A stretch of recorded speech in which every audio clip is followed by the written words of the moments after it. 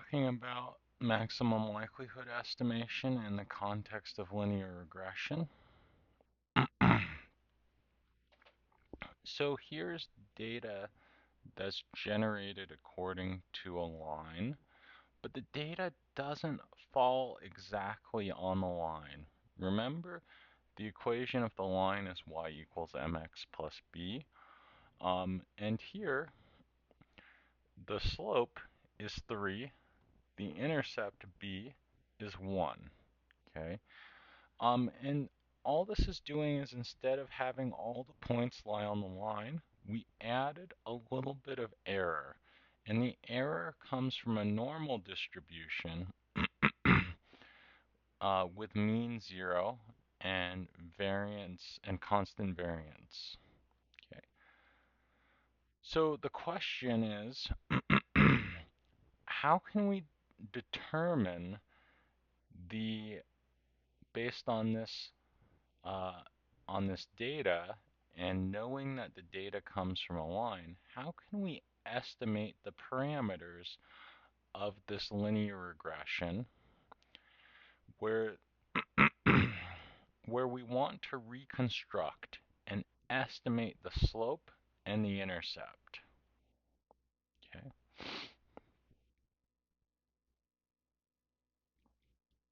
Okay. Here's another example, but this time the slope is 2, the intercept is 1.5, and we generated this curve here. Or excuse me, the slope of the red line is 2, and the intercept is 1.5. So if we want to display the true curve against this data, we'll put 1 and 3. Okay, so this will be 3, this will be 1, and this is what we hope to reconstruct, some approximation to this. And you can see in an ideal world, all the points would lie on this red line, but unfortunately there's a randomness. Okay. Now the question is, what if I change this slope? What happens? Well, that doesn't look very consistent with the data, right? Um, what would be the best choice of slope and intercept in the situation that I don't actually know the slope and intercept? Um, what would be the best estimate of it based on the data? And that's what maximum likelihood estimation can do. Okay. So here I have a little animation. In this animation, um, we're, we are correctly given the best estimate of the intercept, but the slope is changing. And here, which slope is the best one? Well, it's the one where the points lie closest to the line, that red one right there at the very end. So if I keep changing the slope makes it so that the line is less consistent with the data. Okay, and in fact, the point that is most consistent with the data is this one, a slope of 3.12. So we didn't get the slope perfectly, but it's not a bad estimate. Okay, and we can see visually it's most appealing, most consistent with the data. Okay, so in all of this, right, we have observations yi, that's our output, and input x sub I, and we have unknown intercept beta 0 and unknown slope beta 1. Here, this error term, that's the error term, the very last one, is assumed to be normally distributed with mean 0 and constant variance. Now, there'll be a fact that we learn later on, but uh, this random variable y sub I, because it has random error due to this term, y sub I has a normal distribution with mean beta 0 plus beta 1 x sub I, and variance sigma squared. So the distribution of the output variable is normally distributed. And because of that fact, I can use the likelihood function to estimate beta 0 and beta 1. And if I just use the definition of the likelihood function, it's this. It's the product of the normal distribution, but now the mean is given by this value. Okay, and we'll prove this little fact uh, about the y sub I, that it's normal, towards the end of the semester. Okay, now it's easier to maximize if I take the log of the likelihood. The log of the likelihood is this thing. Okay, so the log of the likelihood gives me this quantity, and I want to optimize beta 0 and beta 1.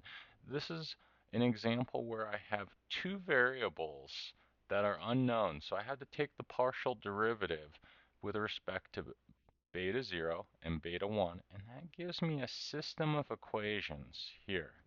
So I take those partial derivatives. Notice the partial derivative of beta 1. The derivative of this, we bring down the 2, so that goes away. Then we take the derivative of the inside with respect to beta 1. The derivative of this with respect to beta 1 is x sub I. That's how we get that term in there from the chain rule. Okay? And we have to solve these two simultaneous system of equations with two unknowns simultaneously. Okay, so we have the perfect number of equations, 2, the perfect number of unknowns, which is 2. And so if we want to solve them, uh, we will start with this first one, the partial with respect to beta 0. And that's just this. When I take the sum of beta 0 n times, that gives me n beta 0. Then I apply the sum to this thing. Now, I want to find the intercept, that's this term. So I move everything to the other side. Then I divide by n. And so that gives me this. That's the same as y bar, the average of y, minus beta 1 times x bar. So it becomes really important to be able to calculate beta 1, the slope, because that gives me the intercept. Okay. Now, to calculate the equation of the slope, I go through all this algebra right here.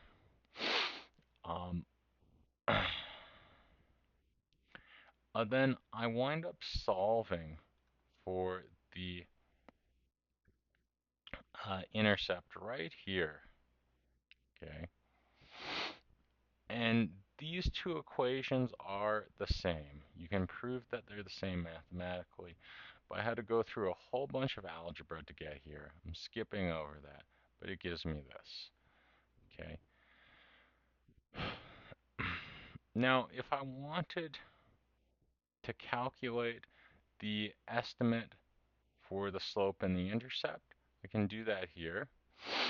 And it's 3.11 and 0.97. So that's very close to the 1 and the 3 that we started with. Is it exactly it? No, but it's an estimate, and it comes from imperfect data, right? Because the data has randomness in it, so it doesn't perfectly fall in line. So these are reasonable estimates, okay? Now, how we measure the fit of a regression model is with the observed, that's this value, minus what you would predict from regression, that's y hat, and you square it. Now, since we have a whole bunch of observations, we do this for all the observations. We divide by n, that gives us our average squared error, which is called mean squared error. Now, if we are able to form perfect predictions, we can predict the output perfectly every time. This quantity will be 0 squared every time. And so the closer that MSE is to 0, the better your model fits the data. Okay, so smaller MSE is better. Now, here's an interesting data set. It's the data set that actually invented the topic of regression, and it's called Galton's data set. Okay, and Galton, he was a eugenicist, and he was studying the variation in heredity of human traits. Um, he collected and studied height data from families to try and understand heredity. Um, and when he was doing this, he formed the concept of regression. In fact, there are two goals from this data set. The first one is how well can we predict a child's height based on the parent's height? And secondly, to investigate this term he dubbed regression towards the mean, and which was the title of his paper.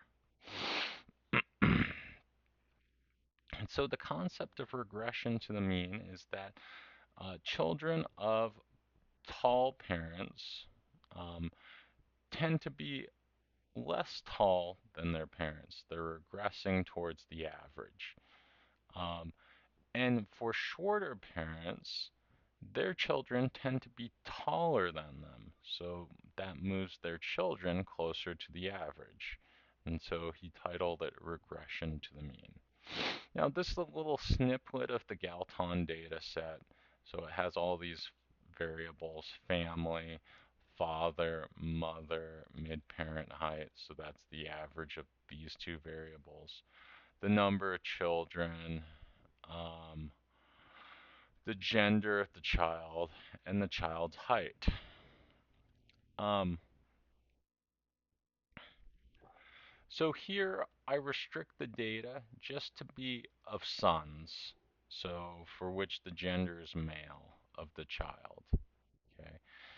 And I go ahead and I fit a regression model to it, and I want to know how well can I predict the son's height based on the father's height. And this is the regression output. What I want you to pay attention to is this. Based on this coefficient, that column, so the 38.3626 and the 0.4465, I can form the regression equation.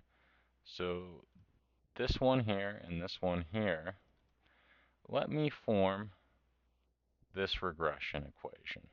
So if I want to predict the height of the sons, I can use this equation to predict it. Okay. Now, I went ahead and solved for the value for which above this value, if the father is taller than this value, then on average, and the key word here is on average because it doesn't always work, but on average, the son will be shorter than the father. And conversely, if the father is shorter than 69 inches, like 65 inches, the son will be taller than the father on average. And again, the keyword here is on average. So here I'm going to predict the heights of the sun for one that is 65 inches, one that is 69.3119, and one that is 75 inches tall. And let's see what we get. So for the 65-inch father, the son on average is going to be taller. It's going to be 67 inches tall, taller than the father, moving it closer to the average. If the father is 69.3119, then the son is pretty much the same height. So I solved the equation correctly. Now, if the father is 75 inches tall, the son's only going to be 71 inches tall. So still tall, but not as tall as the father. It moves it closer to the average. Okay. Now, this is the display of what's called the fitted values versus the residual. So if the fitted value was 69 inches, then we can see that the residual here, some of them are above and some of them are below, but on average it kind of falls around this black line, which indicates an average of 0. So on average, these points kind of average to 0. And if we look at the spread of these points, it appears to be roughly constant. And what this graph is doing is it's letting you evaluate the constant variance. So as your input changes, does the spread of the points remain the same? And it uh, appears to be the case. I don't have enough evidence to the contrary. So your null hypothesis when you look at this graph is that there's constant variance. Do you have enough evidence to reject your null? Okay. The other thing that this graph does is it lets you see how your errors changed based on your input value to see if there's a skew, or to see if, for example, there's a class that might be overestimated or underestimated, but we don't have that here, and that's a good thing. Okay, so we check the assumption of constant variance. It looks good to me here. Um, let's look at this error term, and let's see if the AI can fix this error here. Thing is just a library issue. So I think if I just take that, it's gonna fix it.